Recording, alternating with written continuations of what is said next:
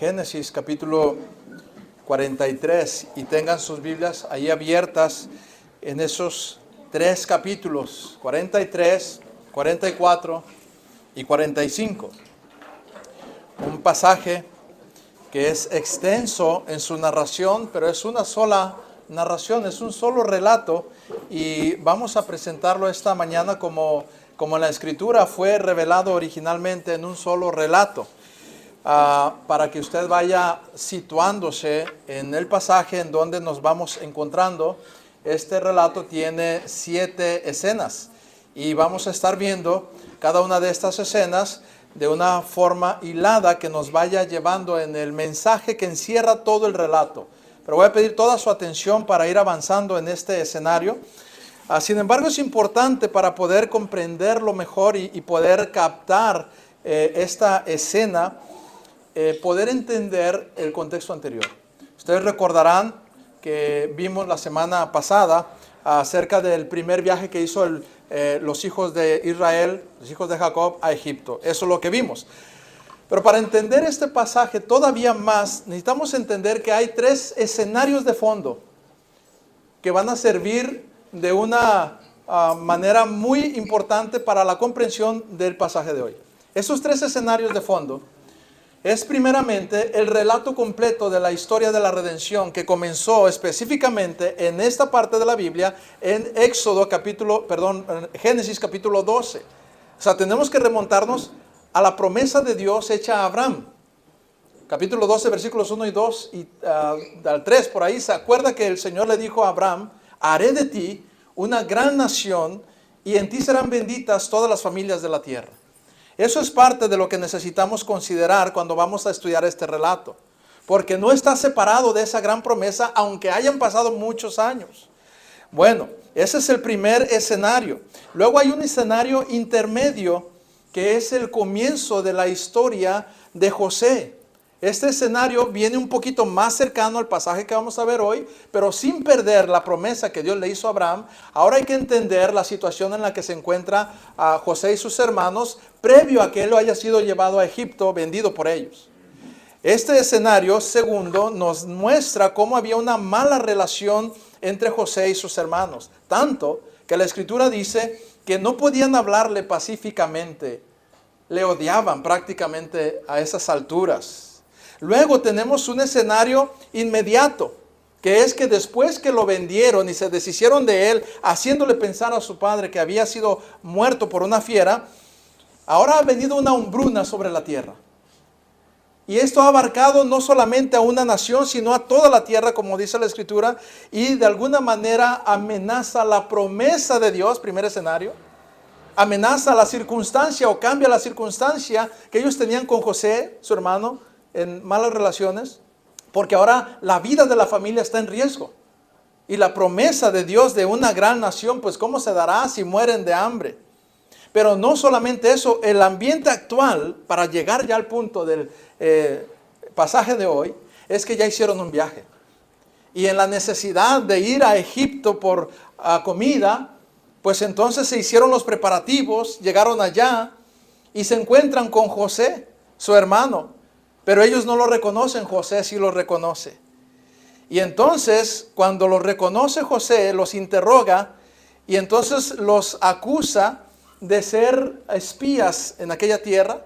Ellos niegan eso y José hace una prueba para ellos donde les pone el dinero de sus bienes que fueron a adquirir, y cuando regresan ellos, entonces pues ahora no solamente son acusados de espionaje, y han dejado a uno de sus hermanos allá, a Simeón. Lo han dejado allá porque le han dado información que tienen otros hermanos y tienen a uno menor llamado Benjamín y su padre todavía vive. José sabe todo esto, pero entonces les pone esta prueba y les dice: vamos a dejar a uno de ustedes aquí, se van a ir ustedes, y si no vuelven con su hermano menor, entonces no va a haber comida y no voy a recibirlos más, ni vengan si no vienen con su hermano menor. Los envía. De regreso el dinero aparece en sus costales. Y así llegan a la casa de su padre, a Canaán, donde cuando le dan la noticia de lo que acaba de ocurrir allá, entonces su padre, lleno de angustia, exclama: una frase muy dolorosa que dice, José ya no está, Simeón tampoco, y ahora me dices que tengo que enviar a Benjamín. Y Jacob dice, no irá. Casi que dice, nos morimos de hambre, pero no me voy a quedar sin mis hijos. Y en ese escenario, hermanos, es que empezamos a abordar el pasaje de ahora. Así comienza el capítulo 43:1. Las cosas, hermanos, no están muy bien que digamos. Hay una complicación que todo parece ir de mal en peor y no se ve por dónde se pueda mejorar esta situación. Así abordamos hoy el pasaje que vamos a estar considerando y vamos a ir en oración al Señor. Padre, te ruego, mi Dios, que obres en esta hora para el bien de tu pueblo, Señor, y la gloria tuya. Soberano, Señor, gracias por tu palabra, pero ayúdanos a entenderla, asimilarla de una forma actual, viva en nuestras vidas, Señor, y que podamos ver esa riqueza de tu gracia, de tu gloria, a través de este pasaje. Te lo pido en el nombre de Cristo. Amén. Pueden tomar sus lugares, por favor.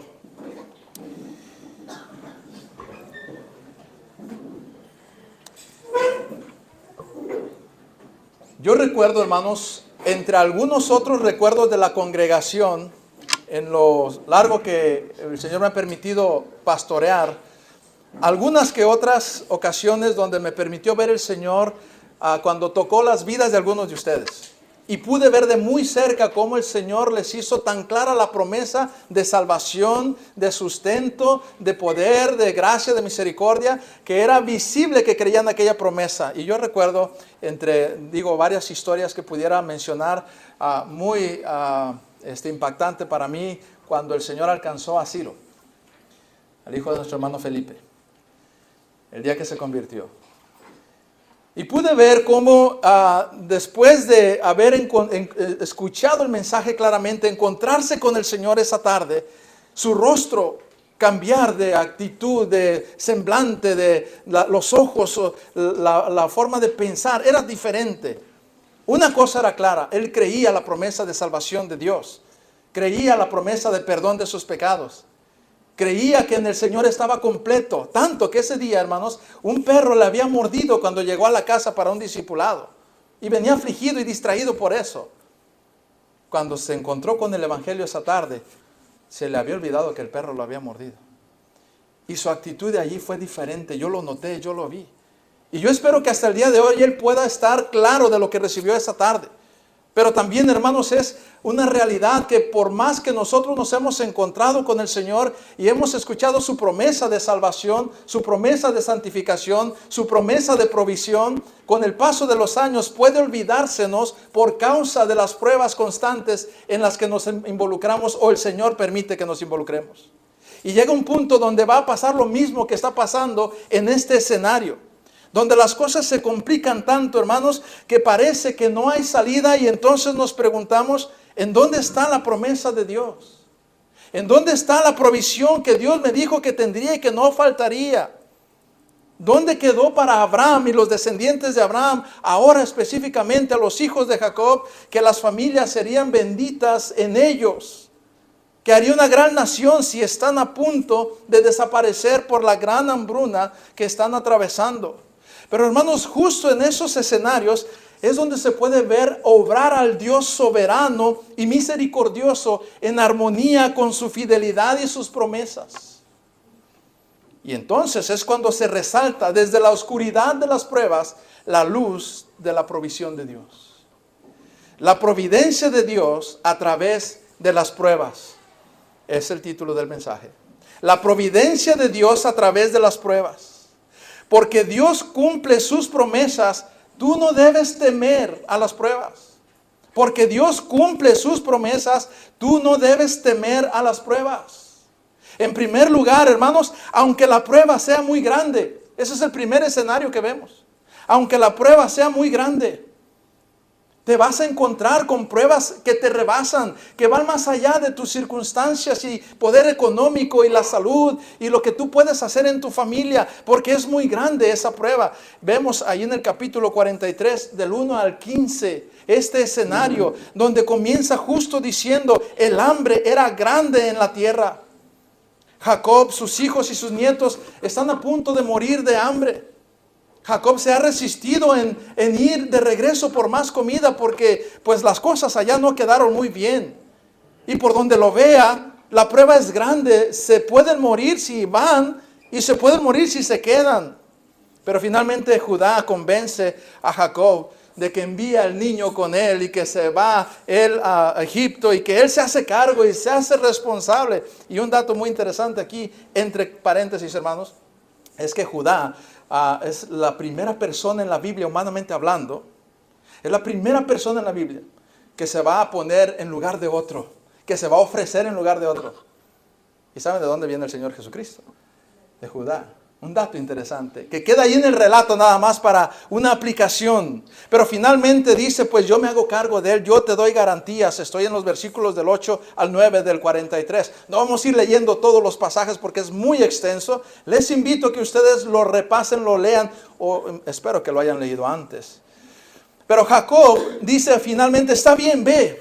Y prepara el viaje que deben llevar. Y entonces dice, lleva regalos y lleva presentes. Y van bien equipados para presentarse ante el gobernador de Egipto. Y el dinero doble, porque acuérdate que ya venía en tus costales. Entonces vas a llevar el dinero y vas a llevar para comprar nuevamente. Y entonces accede a los preparativos. Y después de una oración, versículos 11 al 14, los encomienda al Señor y dice que el Señor sea con ustedes. Hermanos, estas grandes pruebas tienen en gran parte el propósito de confiar en el Señor. El Señor permite que estas pruebas se den, a pesar de que nos prometió que Él va a estar con nosotros. Permite pruebas donde pensamos que no está. Pero es para que recordemos más que la circunstancia que vivimos, la promesa que recibimos. Para eso son las pruebas. Para recordar más que las circunstancias que vivimos, las promesas que recibimos. Y llega un punto donde esa prueba grande casi que nos empuja a confiar en el Señor. Y eso es lo que ocurre aquí en este momento. Así que, hermano, no importa cuán grande sea la prueba que tiene. Confíe en el Señor, dé el paso de fe, avance hacia la única oportunidad que parece mostrar el Señor y deje que Él obre como a Él le parezca, en lo que parece para usted imposible. Dios usará las circunstancias adversas para hacernos dar el paso incluso a veces más adentro de esa prueba, porque se va a mostrar más profundamente el Señor. Si Dios nos ha dicho que oremos por nuestros hijos, hermano, siga orando por ellos. Hombre, es que mi muchacho ya, hermano, se hizo un rebelde y ya me contesta, y siga orando por él. Si Dios le ha dicho que usted quiere que usted sea alguien que le sirva de tal manera en la iglesia como diácono, como anciano, como maestro dominical, si le ha mostrado esa convicción, siga adelante. Aunque parezca que de repente todo eso se cae y de repente hay ataques y hay oposición y hay desánimo. Si Dios le ha mandado a hacer impacto como iglesia, aunque parezca que ya no cabemos aquí, no hay dónde comprar otro terreno y con qué le vamos a hacer frente a esa necesidad, siga confiando adelante en ello. En el hueco que Dios nos deje, allí vamos a avanzar.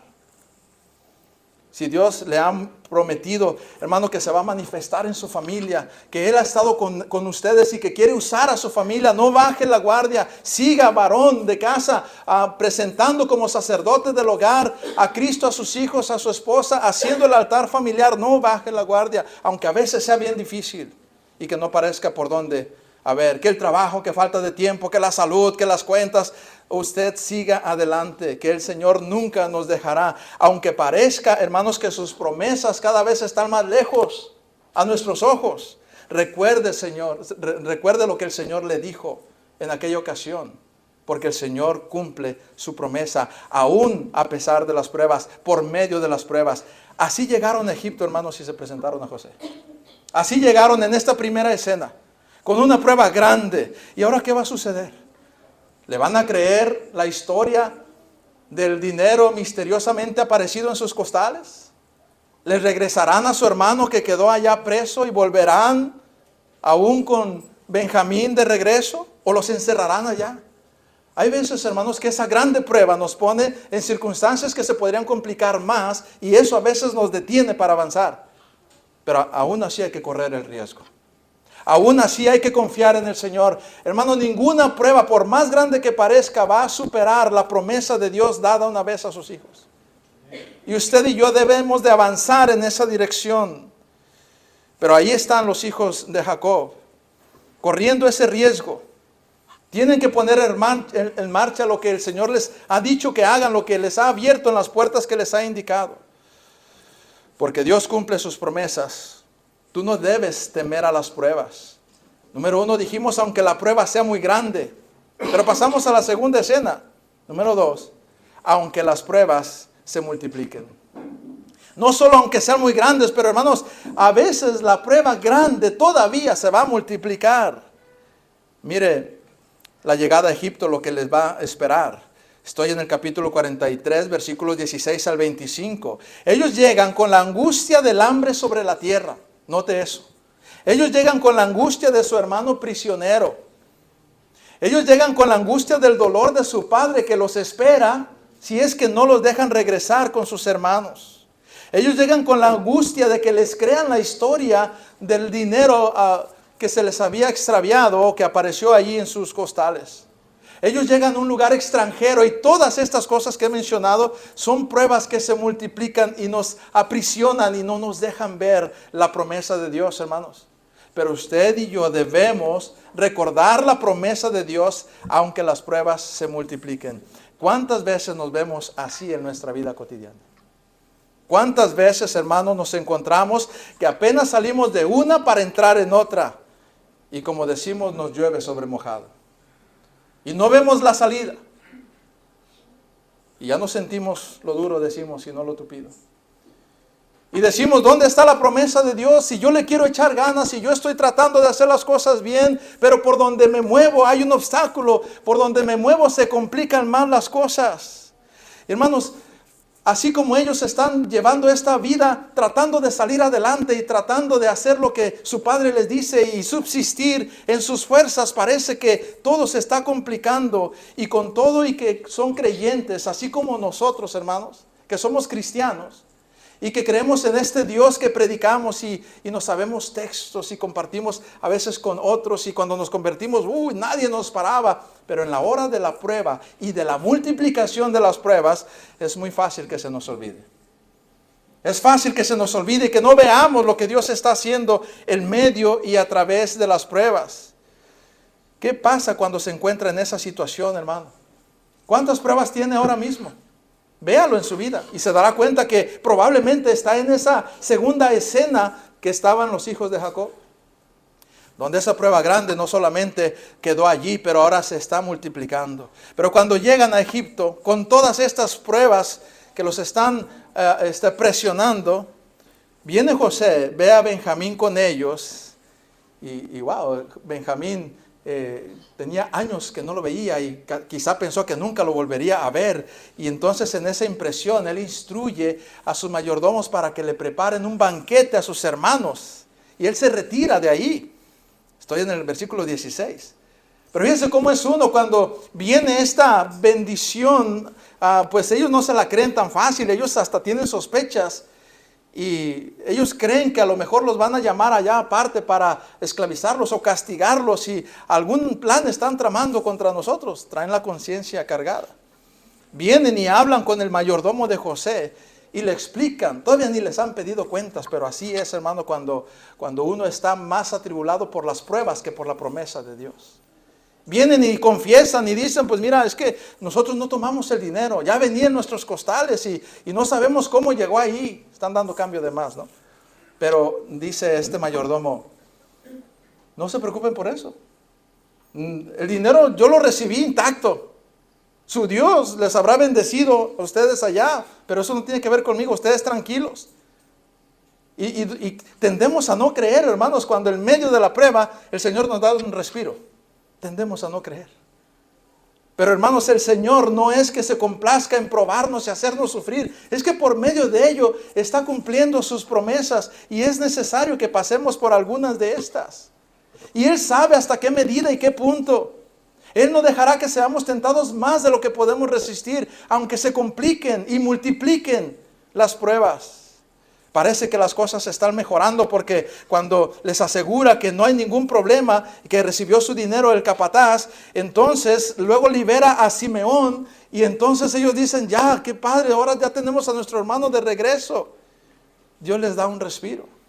Viene José después y se presenta ante ellos. Y ellos están como que entre la lucha. ¿No le ha pasado que están entre, híjole, es demasiado bueno para ser cierto? Estaba en una prueba y de repente así nada más se solucionó. Como que sospechamos mucho.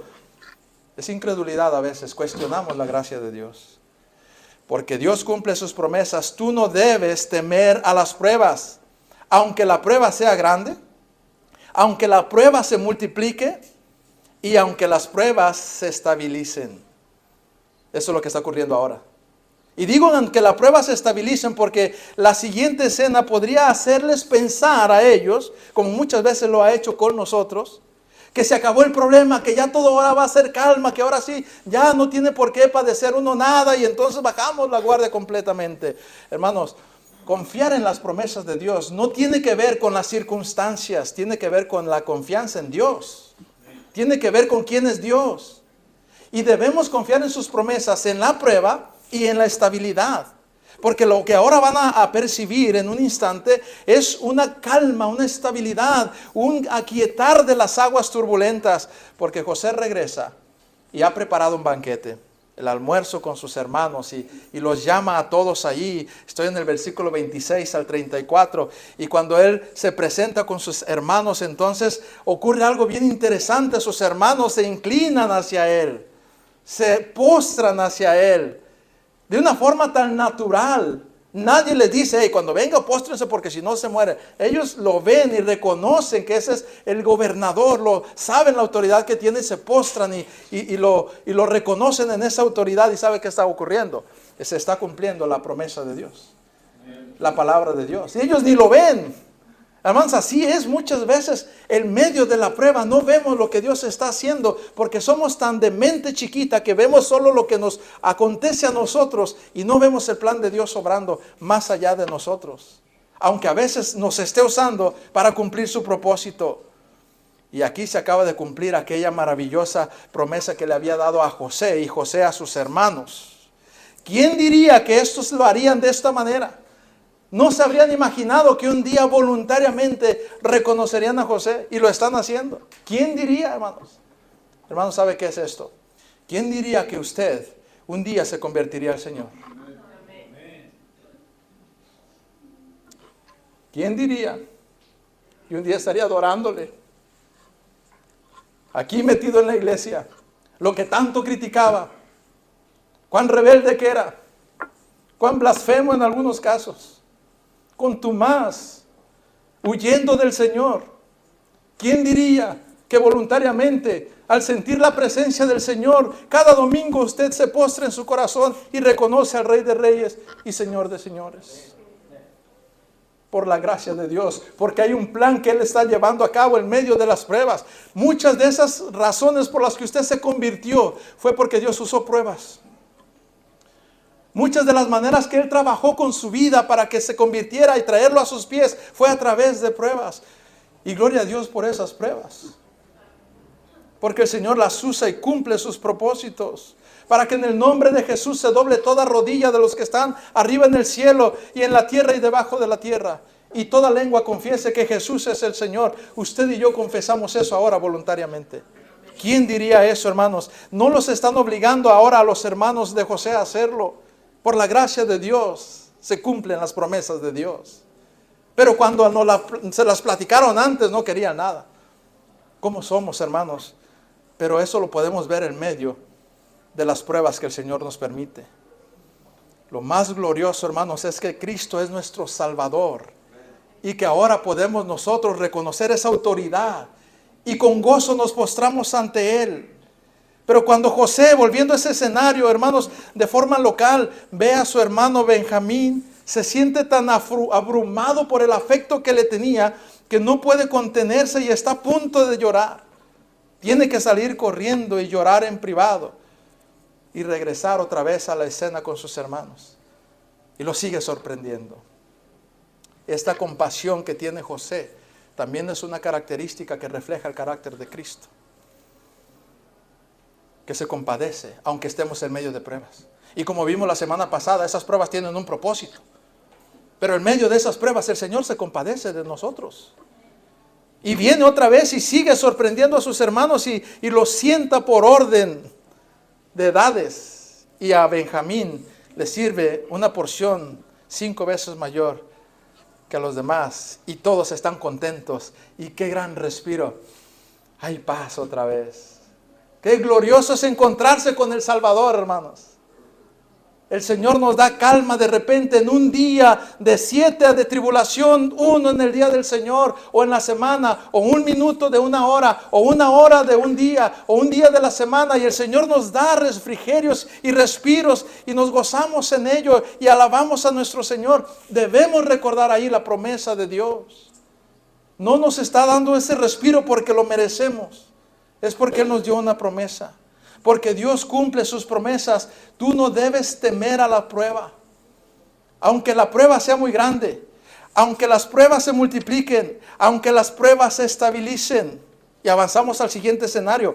Aunque las pruebas vuelvan una y otra vez. Porque así es la vida, hermanos. Aunque las pruebas vuelvan una y otra vez. Entramos en el escenario donde van a ser arrestados nuevamente. Después de este momento de calma. Estoy ahora en el capítulo 44, del 1 al 13. La siguiente prueba es más difícil. José instruye a su mayordomo que ponga la copa de plata de José en el saco de Benjamín cuando vaya de regreso. Y cuando los hermanos se van de esa casa, el mayordomo los persigue y los alcanza y los acusa, como le había sido ordenado por José, de robar la copa de plata de José. Y los hermanos, ¿saben qué hacen? Niegan rotundamente porque ellos saben que no lo hicieron. Y dicen, no, esta acusación no va a proceder. Están tan seguros de su inocencia que declaran que si se encuentra la copa en alguno de ellos, que muera. Y saben dónde la encuentran, ¿verdad? Y la tensión empieza a aumentar porque empiezan a buscar desde el mayor. Todo va bien, todo va bien. Ellos están diciendo, no, pues no, aquí no va a haber nada, aquí no va a haber nada. Y la encuentran donde más temerían que la encontraran. En el costal de Benjamín. Todo se derrumba en un instante, hermanos. Todo se cae otra vez. ¿Le parece familiar esa escena en su vida en alguna vez? De repente todo estaba bien. ¿Qué pasó? Además estamos haciendo las cosas bien. Y no somos culpables. A veces nos sentimos así. Dios está obrando de formas que nosotros no entendemos. A veces en una aparente y flagrante injusticia o incomprensión de parte nuestra. Y en la conciencia tranquila, por lo menos de ese acto. Y aún así, vamos a ser acusados, señalados, encarcelados. Y uno no sabe qué pasa. Allí otra vez, hermanos, estamos siendo probados. Y somos atraídos a una de dos. A recordar la promesa de Dios, aunque las pruebas vayan y vengan. O a ser víctimas de las circunstancias, olvidando la promesa de Dios. Y entonces el mayordomo procede al castigo y pareciera que minimiza la prueba, pero en verdad la está agudizando cuando dice, no es necesario. Porque luego ellos dicen, mira, que todos seamos tus esclavos. Si aparece en la copa de alguien y que muera el que encontraron la copa. Y dice, no es necesario, solamente en el que encontramos la copa va a ser mi esclavo. Y cae en la copa cae en el costal de Benjamín. ¿Saben qué hacen? Rasgan sus ropas. Versículo 13. Rasgan sus ropas y van de regreso con sus burros, su cargamento a Egipto.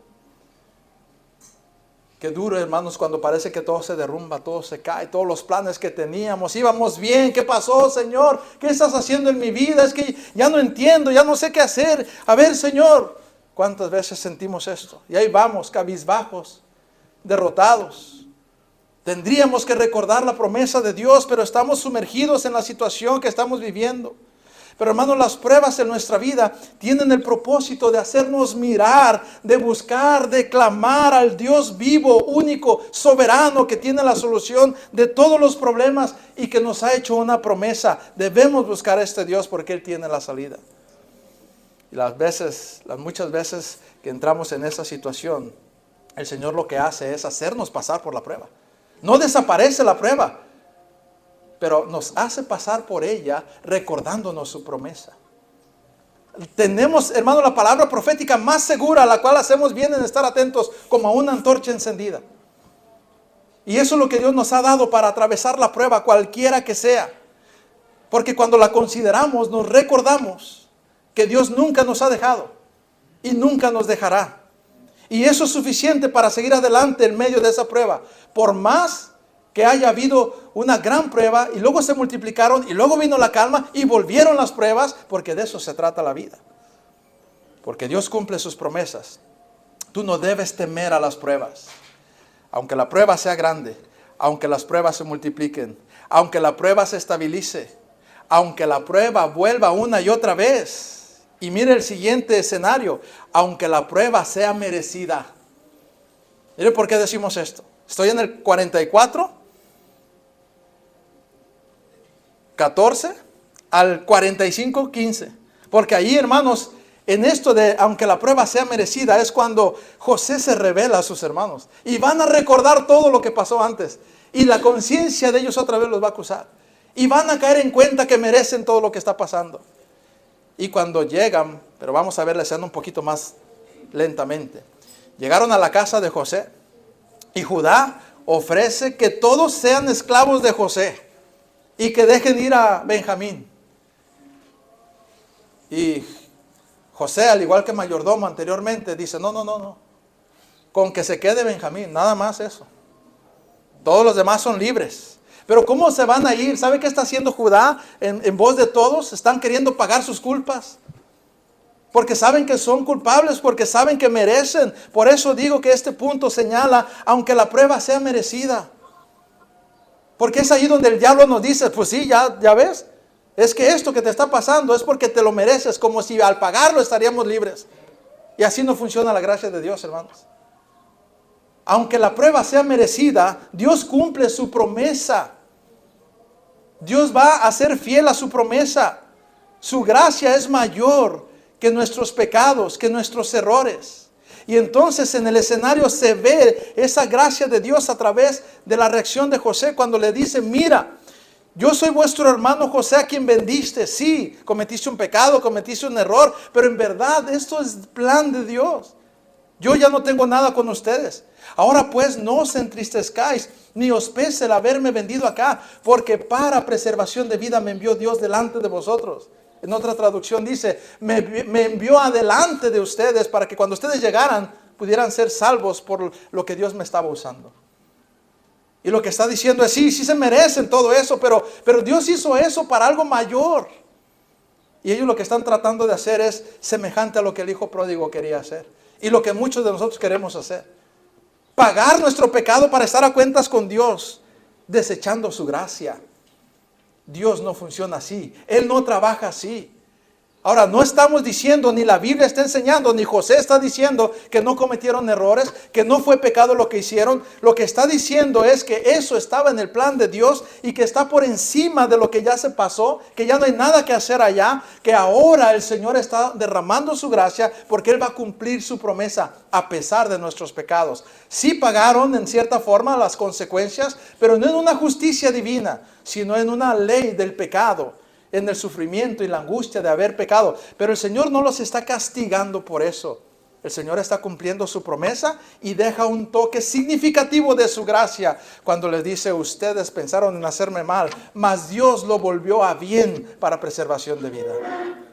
Y qué hermoso es eso, hermanos, cuando nosotros entendemos que la gracia de Dios es más grande que nuestros pecados. Miren, hay muchos errores que cometemos en el pasado. Algunos de ustedes están cargando con cosas del pasado que no los dejan. Dios ya lo dejó y ustedes todavía no dejan aquello. Sus recuerdos, su culpa. Aún como hijos de Dios habremos cometido pecados y errores que podrían estarnos atormentando hoy. Cuando lo que tendríamos que hacer es en realidad arrepentirnos, pedir perdón y creer en lo que el Señor dijo respecto a nuestros pecados. Los borraré y no me acordaré más de ellos.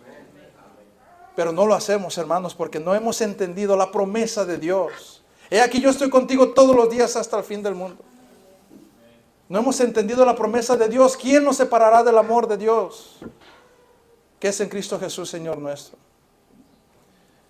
Porque Dios cumple sus promesas. Tú no debes temer a las pruebas, aunque las pruebas sean grandes, aunque la prueba se multiplique, aunque las pruebas se estabilicen, aunque las pruebas vuelvan una y otra vez, aunque la prueba sea merecida.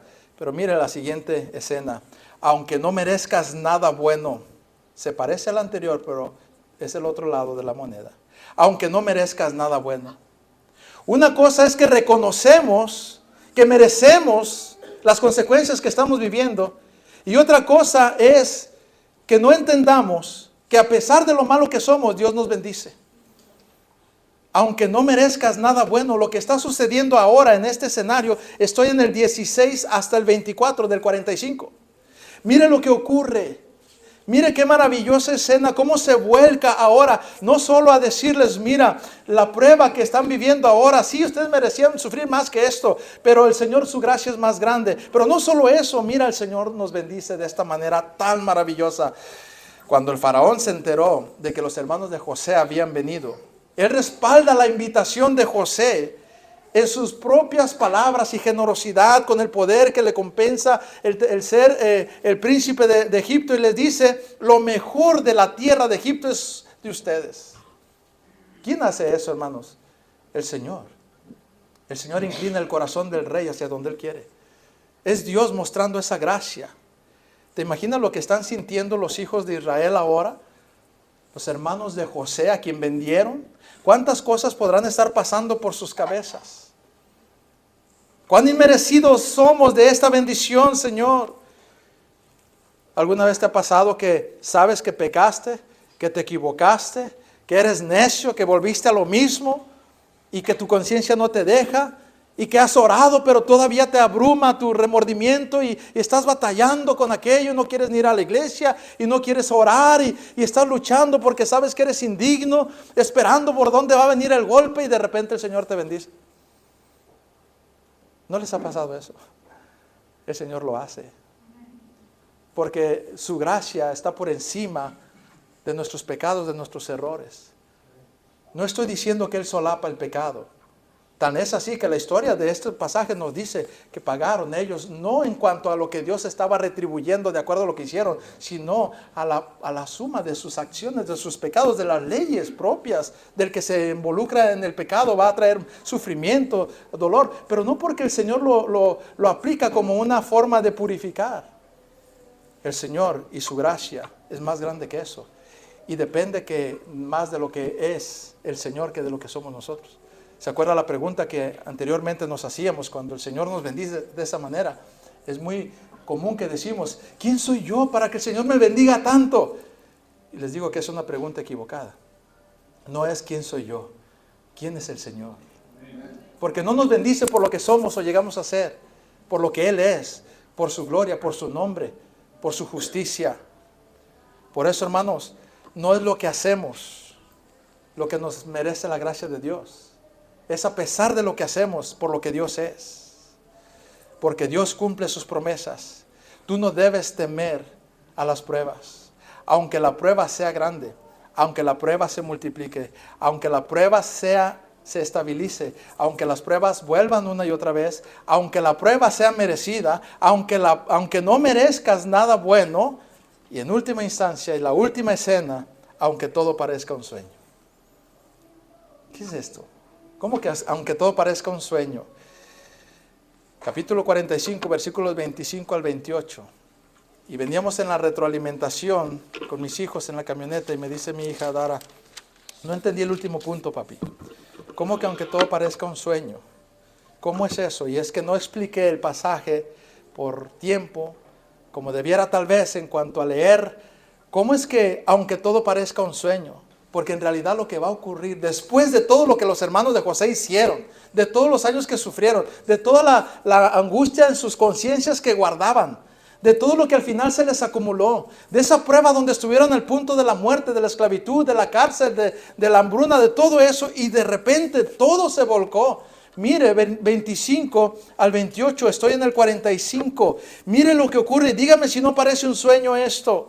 Lea conmigo si está en el pasaje, con su vista, yo con voz alta, usted escuche. 25, y subieron de Egipto y llegaron a la tierra de Canaán, Jacob su padre, y le dieron las nuevas diciendo, José vive aún. ¡Wow, hermanos! Imagínense ese padre. José vive. Volvió a nacer Jacob. Lo hacía perdido. Está regresando sus hijos de Egipto con noticias que no se habría imaginado que podrían ser posibles. José vive. Y el Señor es Señor en toda la tierra de Egipto. ¿Cómo?